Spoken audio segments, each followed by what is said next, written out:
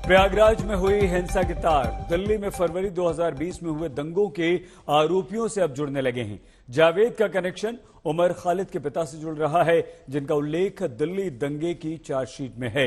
SQR Ilyas Umar Khalid का पिता है, जो दिल्ली दंगे के आरोप में जेल में बंद है। Ilyas welfare party of India का अध्यक्ष है और जावेद उसकी पार्टी से जुड़ा बताया जा रहा है। दूसरी तरफ जावेद की बेटियां अपने पिता को बेगुनाह बता रही हैं। वहीं प्रयागराज में जावेद का घर गिराए जाने का विरोध हो रहा है।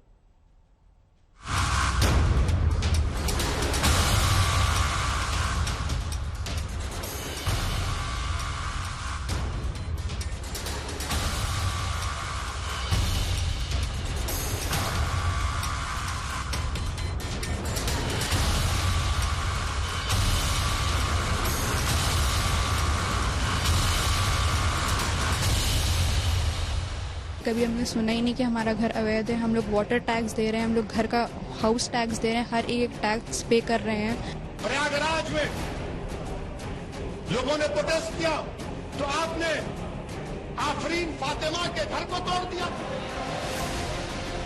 ये प्रयागराज हिंसा के मास्टरमाइंड बताए जा रहे जावेद मोहम्मद का घर है।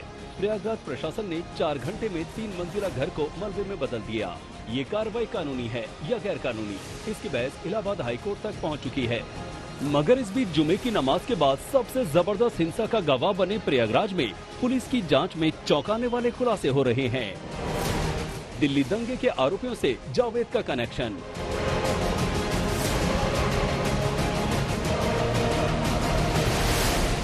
उमर खालिद के पिता की पार्टी का नुमाइंदा Javed.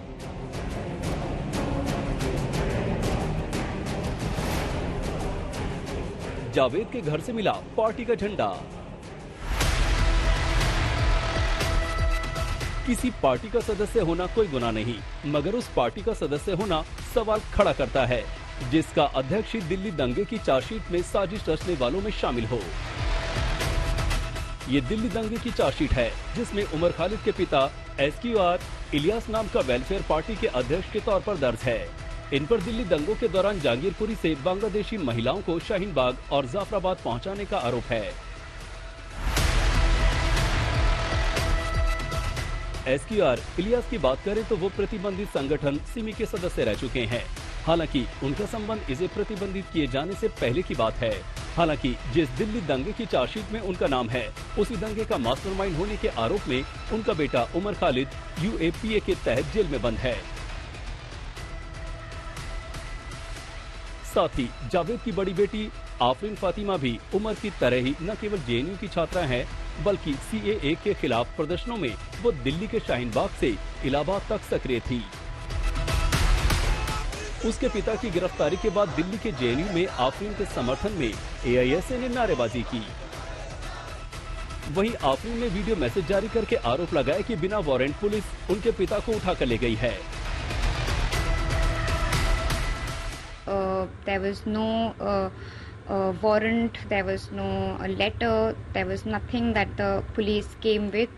They just came and asked my father to come to the police station with them, and they have not disclosed where they have taken him.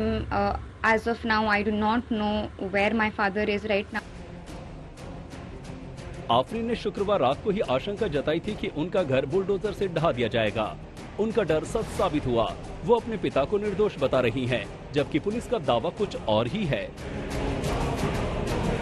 Police को जावेद के घर से 2 अवैध हथियार, कुछ कारतूस और आपत्तिजनक कागजात मिले हैं।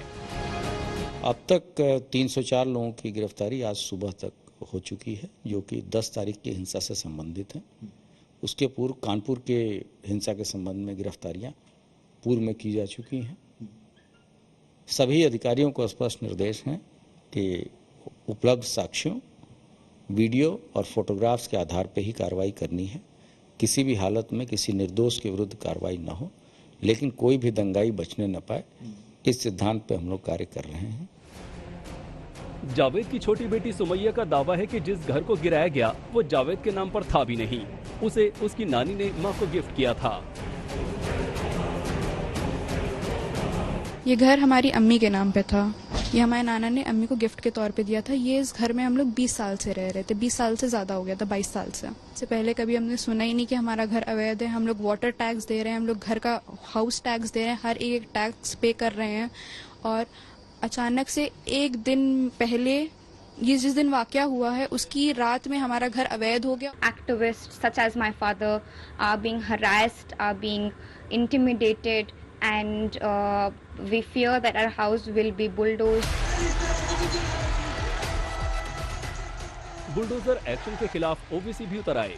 उन्होंने कानून संविधान की दुहाई दी, तो जावेद के वकील तो बुलडोजर एक्शन को कोर्ट में चुनौती देने की बात कर रहे हैं। यहां पर 2 बच्चे चले गए, प्रयागराज में लोगों ने प्रोटेस्ट किया तो आपने आफरीन फातिमा के घर को तोड़ दिया, पूरे घर को तोड़ दिया। क्या कहा उत्तर प्रदेश की सरकार ने कि इसका बाप और ये जिम्मेदार है? क्या कोर्ट किस लिए है? फिर बताओ आप, अदालत किस लिए है? जज किस लिए है? पुलिस किस लिए है? अगर तुम तय कर लोगे 15 दिन से नुपुर शर्मा गिरफ्तार नहीं होती और हमारे खिलाफ जजमेंट दे दिया जाता है कि तुम मेन आदमी हो, तुम्हारे घर को तोड़ दिया जाएगा। अगर मेरे पास नहीं, इस शहर के हजारों लोगों के पास उनका आखिरी व्हाट्सएप होगा जिसमें उन्होंने बड़े अदब के साथ लोगों से गुजारिश किया था कि इस देश में अमन चैन को बनाने की जिम्मेदारी हम सबकी है। जुमे के नमाज के बाद हम सब लोग अपने घर पे रहें और किसी भी तरह से इलाहाबाद को बदनाम न होने दें। प्रशासन कर रही है कि वो व्हाट्सएप कर रहे थे और हिंसा के लिए भड़का रहे थे, तो प्रशासन को वो व्हाट्सएप सार्वजनिक करना चाहिए। प्रशासन अगर ये झूठ का सहारा ले रही है तो ये इसका पर्दाफाश जनता की तरफ से होना चाहिए। केके राय वकीलों के उस समूह का हिस्सा है जिसने इलाहाबाद हाईकोर्ट के चीफ जस्टिस से जावेद का घर ढहाए जाने के खिलाफ गुहार लगाई है। बहरहाल पुलिस ने अटाला इलाके से उस शख्स को गिरफ्तार कर लिया है जिस पर यहां के युवाओं को भड़काने का आरोप है। अटाला बड़ी मस्जिद का इमाम अली अहमद गिरफ्तार हो चुका है। आरोप है कि अली अहमद ने ही पुलिसकर्मियों को काफिर कहते हुए लड़कों को भड़काया था। इसके बाद पथराव और आगजनी हुई थी। इमाम अली अहमद को भी पुलिस ने नामजद किया था। बीते 10 जून को प्रयागराज, सहारनपुर, मुरादाबाद समेत 9 शहरों में हुई हिंसा के मामले में अब तक 13 एफआईआर दर्ज की जा चुकी हैं और 325 बलवाई गिरफ्तार कर जेल भेजे जा चुके हैं और अभी भी गिरफ्तारी का सिलसिला लगातार जारी है। प्रयागराज में सबसे ज्यादा 92 लोग गिरफ्तार किए गए हैं और ये सिलसिला जारी है। फिलहाल अटाला इलाके में जबरदस्त तैनाती है, बाजार बंद हैं, पुलिस के जवान गश्त कर रहे हैं। वहीं बलवाइयों की धरपकड़ का दौर जारी है। भुज में गोपी मनियार और दिल्ली में अरविंद ओझा के साथ संतोष कुमार, प्रयागराज, आज तक।